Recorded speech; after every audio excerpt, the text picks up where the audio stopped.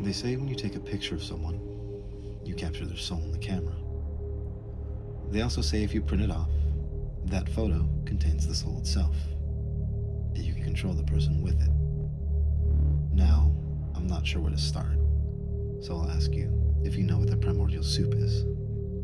If you don't, I'll tell you. It's a veritable ocean of elements, all floating around randomly, and through millions of years of time, eventually, the right set of circumstances came to pass, and the elements were able to connect together and form the world's first single-cell organism. Now, that's a really boiled-down version of it, but I'm sure you understand the gist. So let's fast forward a few billion years and jump right into the early 1990s, when internet usage began to rapidly accelerate. Every home had a computer, and new connections between computers were opening on a by-the-second basis. Trillions of bytes of data began to transfer around the world at the speed of light. Music, text, sound, and most importantly, pictures. Now, when you take a picture of someone and capture their soul, what happens when that photo is converted into data and placed onto a hard drive? Does the soul follow? 15 years later, we believe so. We also believe that when you take a picture of someone and upload it onto your computer, alongside the image data, a blueprint of the person's soul itself is imprinted onto the file. Look at your pictures folder and tell me how many souls reside in that folder alone. That's just the beginning, however. These soul blueprints each retain pieces of a puzzle, parts of the soul itself. Now, recently, a group of hackers, who refer to themselves as the Cardinals, took an interest to this theory and began experiments. They found anomalies within the binary sequence of images based on similar features of the person they had taken a photo of. A binary DNA, if you will. Now, these hackers had come to possess a set of 3 extremely important image data files. One AVI, one JPEG, and one MP3.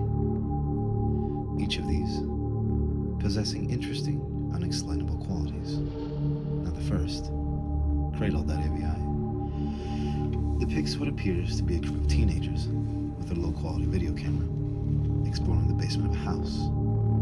The quality of the video is distorted completely, beyond any comprehensibility, and the video is very low quality.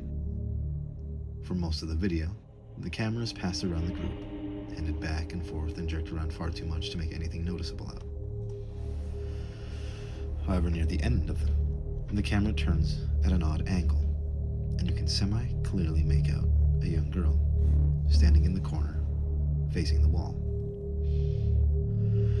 Her hair is long and black, and she's wearing some form of white dress.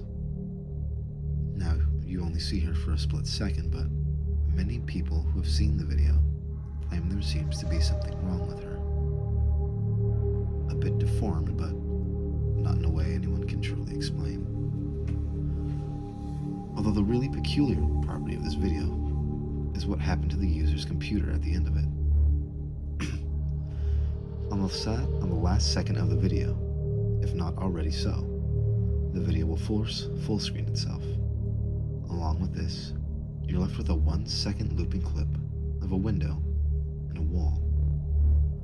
It loops about 15 times, and then the girl is seen again, standing on the other side of the window with her back to the viewer, just slowly wavering back and forth. And after a few moments, the video ends and the user's computer permanently shuts down. Now, inspection has shown that the entire registry becomes completely corrupt, requiring the user to do a total wipe and reinstall. The second file is known as needles.mp3. This sound file, when played, plays for about 3 minutes. It's extremely distorted, when one can occasionally make out some form of voice. But most of the sound is some form of growling and a rolling, crackled roar. Users who listen to this file often experience extreme nausea and loss of balance for a brief period of time as well. And the final file is known as Burning Man .jpg. The file name has nothing to do with the actual picture it depicts. However, instead, it just displays a haphazard mess of overlaid and meshed images of dolls, as well as a hallway. There also seems to be an image of a man standing with his head cast down in the background, though the image is too distorted to make anything out, much like the other files above. The image, however, when downloaded and opened on the user's desktop, will proceed to stay permanently open on whatever program it's opened through. Not only that, however, the program becomes disabled, and nothing else happens.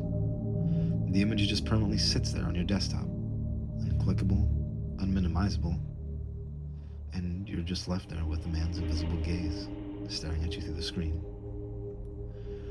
Now, from what the group of hackers were able to discern, these files seem to have been pre-compiled into the data, something along the lines of CMDOW.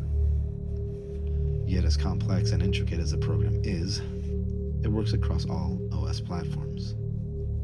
No one knows who the original creator is. In fact, few people have heard of it, as the file is uncopyable nor sendable. In fact, further adds to the mystery, as often receivers of this file will obtain it from random anonymous emails, posted on forums, and on a download link, posing the question as to how the poster was able to upload it. If you ever see any of these files, refrain from downloading any of them. They all have varying detrimental effects on your computer, from practically taking out your whole system registry, corrupting System 32, and freezing your mouse, or overall just crashing your computer. Now onwards. This group of hackers, the Cardinals, took to analyzing these 3 files and comparing their odd behaviors. They'd heard of each of these odd files, images, data, etc., but were never able to get their hands on them, at least as far as we know, though rumor states that in fact they were able to locate and collect all of them. Well, at least all the known files, like the original Smile.jpg, Barbie.jpg, even SuicideMouse.avi. Not even the grifter was able to escape their grasp, rumor states. But rumor also states the grifter video even exists. Nonetheless, all these files in hand, the group lined up the files and began to meticulously work through the binary, through 1, 0, and 1 at a time, checking for similar strains and series of binary that matched. And they did manage to successfully do so. At least that's what the legend states. The results were 7 individual executable files that did nothing. Simply a gibberish pile of zeros and ones. They endlessly puzzled through these files, each tackling and execute each. They decided to name each file after themselves. Lust, gluttony, greed, envy, sloth, wrath, and pride. At last they attempted to line these files up. Remarkably, something odd actually happened. The copies of the files quite suddenly meshed together. The result was a single, complete execute, already named, barely breathing, .exe. And what of this file? Well, not much else is known after this point. They were too smart to just execute it. They analyzed the file every possible way, through hex, binary, conversions, anything to figure out what this odd file would do, to no avail. Even after forming together, it was an even bigger jumble of ones and zeros. It made no more sense than the separate executes. They backed up the file onto a flash drive and proceeded to run it. And that was the last command found run on the destroyed computers a week later. And their corpses had been disfigured beyond recognition. Description of the corpses stated that it almost seemed as if they had been brutally slashed across their faces and arms.